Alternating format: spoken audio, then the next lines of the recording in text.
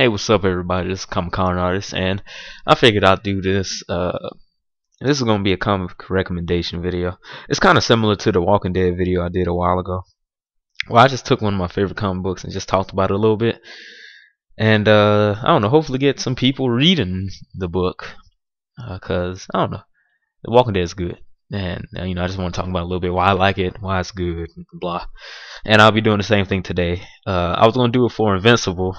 Now I know some of you guys who probably read Invincible know that this is another book written by Robert Kirkman, who wrote Walking Dead. So I might say some of the similar things that I said in Walking Dead because he has a certain writing style that's kind of similar throughout all his books, or at least the ones that I've read. And the book I want to talk about first is Invincible. Now I started reading Invincible recently, not like yesterday, but a couple of months ago, after I read Walking Dead, I was looking for some more Robert Kirkman stuff because I heard he writes good things. So I want to check out some more of his work, and Invincible is one of them that I heard a lot of good things about. So I checked it out. I started reading it, and I read the Zero issue first. The Zero issue is supposed to come after like issue 20 something, and it pretty much just fills you in on all the story so far. So I had kind of jumped in it and knew a lot of the plot points before I even started reading the book, which is probably a bad thing. But when I was reading it, I was like, this is some interesting stuff. I wanted to read some more, so I hopped into it. I started reading it from issue 1, and I was just hooked. I mean, Robert Kirkman has a way of writing a story that it kind of transcends a genre, kind of, because Invincible, as you can probably see from the picture, is a superhero comic book. But just like Walking Dead, which is a zombie comic book, it doesn't focus on the zombie, or this book in particular. It doesn't focus on the superhero aspect of the book or whatever. It mostly focuses on the characters, and that's what I love so much about Invincible and Robert Kirkman's writing. Because whereas you'll get like a traditional superhero comic book, it'll just be origin story and a superhero just fighting villains. And then he'll have like these little moments, and you'll be emotionally attached, or you can relate to, or you can say, "Oh, that was cool. He knocked this building to the sky," or something like that. In Invincible, you get more of a character-driven story, where it's like you see the character kind of mature and grow and change and deal with a lot of problems. And I don't know, it's just so cool, especially in this book. Which I said the same thing for Walking Dead, because you kind of get the whole, they're in the zombie apocalypse, but the zombies aren't what they focus on. They're just there. They're kind of like a set piece, and that's what superheroes are in this book. Like Mark Grayson, who is the main character of Invincible, he has superpowers. He got them from his father, who's a superhero, and he's learning how to use his powers. That's kind of like the first couple of issues. He gets his powers, and he starts becoming a superhero. He starts off in like a stupid looking rinky-dink costume, which is just like a t-shirt, some gloves, and some goggles and some other stupid junk. And he starts becoming a superhero, and you get to see him become a superhero. And that was like the traditional little origin stories. But then as it goes on, the story gets more deep and more complex. The story arcs are kind of ridiculous and over the top, and it's exciting, and it always keeps you hooked and wanting more. So after you read an issue, you always geared up to read the next one. And that's what I really like about this book. And I always want to read another issue after I get done with one. And I think that shows how great the writing is when you just want to read for hours upon hours a great book. And that's what you get with Invincible.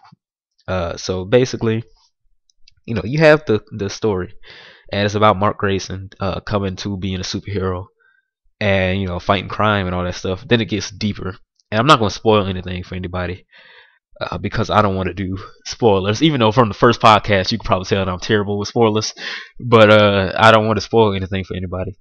But it's a lot of like really, really emotional and just crazy things happen in this book that always keeps you hooked, that always keep you just wanting more. And as you read the book, you start noticing these things and all these crazy plots and twist and plot twist and stuff like that. That's gonna keep you reading. It keeps the books interesting, to keep the books fresh, and it's just cool. I mean, my favorite things about Invincible is that you have Mark. He's what, 17, and through the book he starts off as like your average teenager who gets superpower. He gets powers. He's like, oh, this is cool. Let me go try it out. He tries it out. He starts fighting crime, and he just does what you think a superhero would do, pretty much. He just like, I want to be a superhero. This is how superheroes work, so I'm gonna be like that. Then over the course of the comic book, you kind of see him go through these events, these like earth-shattering, events that kind of change him at his core, pretty much. You really get to see Mark evolve as a character, and it really seems like he's going through a real like arc in his life, pretty much. Like he actually changes and he matures and grows up, as you read the book.